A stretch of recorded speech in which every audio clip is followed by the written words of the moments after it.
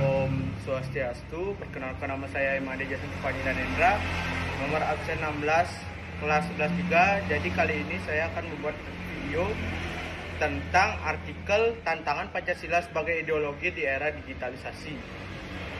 Artikel tersebut membahas tantangan-tantangan baru yang dihadapi Pancasila sebagai ideologi negara Indonesia di era digitalisasi, serta upaya menghadapi tantangan tersebut. Isi pembahasannya meliputi yang pertama, dampak perkembangan teknologi digital terhadap ideologi negara. Teknologi informasi yang berkembang sangat cepat mempengaruhi cara masyarakat menerima informasi, berkomunikasi, dan berinteraksi. Kondisi ini memunculkan berbagai tantangan bagi eksistensi Pancasila. Yang kedua, 6 bentuk tantangan utama terhadap Pancasila di era digital. Artikel menjelaskan secara rinci 6 tantangan utama.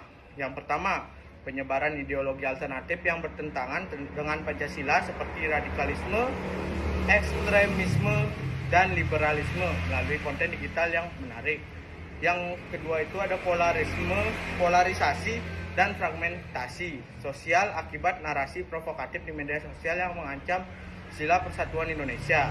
Yang ketiga ada individualisme dan konsumerisme yang terbentuk karena budaya digital sehingga mengikis nilai gotong royong dan keadilan sosial. Yang keempat ada berita palsu atau hoax dan disinformasi yang memanipulasi opini publik dan menimbulkan perpecahan masyarakat. Yang kelima ada keterbatasan pengawasan dan regulasi karena perkembangan teknologi lebih cepat dibanding kemampuan pemerintah mengelola ruang digital.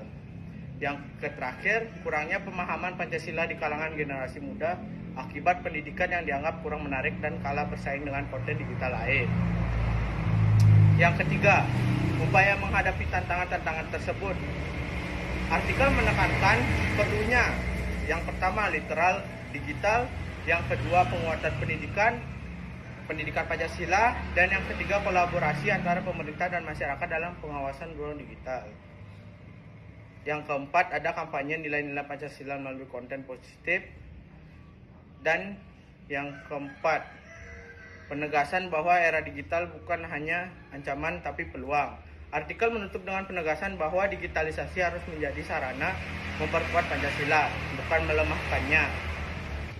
Permasalahan yang diangkat dalam artikel muncul karena beberapa faktor utama yang saling berkaitan.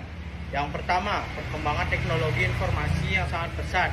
Teknologi berkembang jauh lebih cepat daripada kesiapan masyarakat dalam memilah informasi dan kesiapan negara dalam membuat regulasi. Hal ini memicu masuknya yang pertama, ideologi asing, yang kedua, hoax, yang ketiga, konten provokatif, dan keempat, budaya konsumerisme secara bebas dan tak terkendali. Yang kedua, akses informasi yang mudah dan tidak terbatas masyarakat, terutama generasi muda, dapat menerima informasi dari mana saja hanya melalui gawai. Tanpa penyaringan kritis, ideologi yang bertentangan dengan Pancasila mudah diterima. Yang ketiga, budaya digital yang memicu individualisme dan konsumerisme. Platform digital banyak mempromosikan gaya hidup yang pertama konsumtif, yang kedua berorientasi pada tampilannya sendiri, dan yang ketiga kompetitif. Dan yang keempat, minim interaksi sosial langsung. Budaya ini bertentangan dengan nilai gotong royong dan keadilan sosial. Dan yang keempat, algoritma media sosial memperkuat polarisasi konten provokatif, sensasional, atau pemecah belah lebih cepat menyebar karena lebih banyak menghasilkan klik, komentar, dan interaksi. Akibatnya, masyarakat mudah terpecah. Yang pertama, konflik identitas meningkat. Yang kedua, persatuan bangsa terancam. Yang kelima, minimnya literasi digital masyarakat. Sebagian besar masyarakat belum memiliki kemampuan untuk yang pertama, verifikasi berita, mengenali hoax. Yang ketiga, memahami bias informasi, mengidentifikasi propaganda digital. Kondisi ini membuat masyarakat mudah dimanipulasi.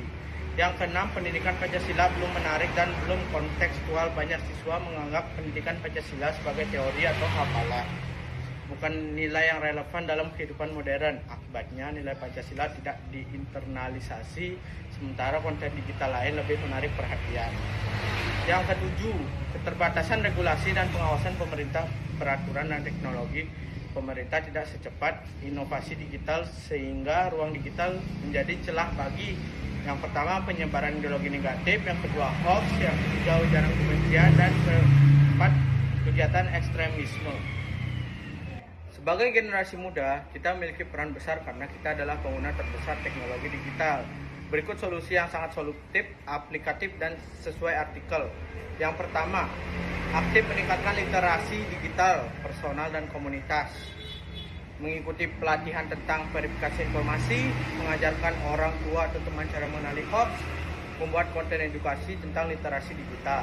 Yang kedua, menghidupkan kembali nilai-nilai Pancasila melalui ruang digital. Membuat konten kreatif, video reels, infografis tentang Pancasila dengan bahasa dan gaya kekinian. Menyebarkan pesan positif dan inspiratif mengenai toleransi, persatuan, gotong royong. Yang ketiga, melawan penyebaran hoax dan disinformasi. Tidak menyebarkan informasi tanpa mengecek kebenarannya. Laporkan akun atau konten negatif di platform media. Membagikan koreksi fakta, fact check secara santun. Yang keempat, mengurangi budaya individualisme digital, membangun komunitas daring yang mempromosikan solidaritas dan kerjasama, mengadakan kegiatan sosial offline sebagai bentuk praktik gotong royong. Yang kelima, mendukung pendidikan Pancasila yang lebih menarik, mengusulkan ke sekolah atau komunitas untuk membuat metode belajar Pancasila yang interaktif, seperti diskusi kelompok, permainan digital, simulasi musyawarah, proyek sosial. Yang keenam, menggunakan media sosial sebagai alat pemersatu, membuat ruang dialog antara kelompok berbeda untuk mengurangi polarisasi, menjadi teladan dalam bersikap sopan dan menghargai pendapat orang.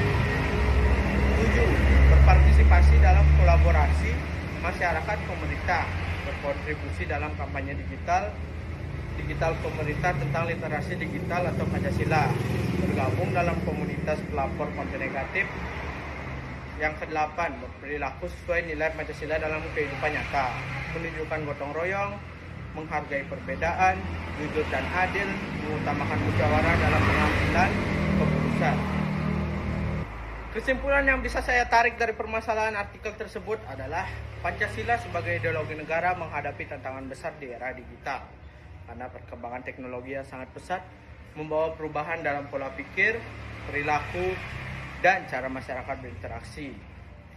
Tantangan ini meliputi penyebaran ideologi alternatif, polarisasi sosial, individualisme, hoax, lemah regulasi, serta rendahnya pemahaman Pancasila pada generasi muda. Namun demikian, era digital juga memberikan peluang besar untuk memperkuat Pancasila jika dimanfaatkan dengan baik, dengan literasi digital yang memadai, pendidikan Pancasila yang relevan dan menarik, penguatan regulasi, serta kampanye nilai-nilai positif. Pancasila dapat terus menjadi pedoman bangsa.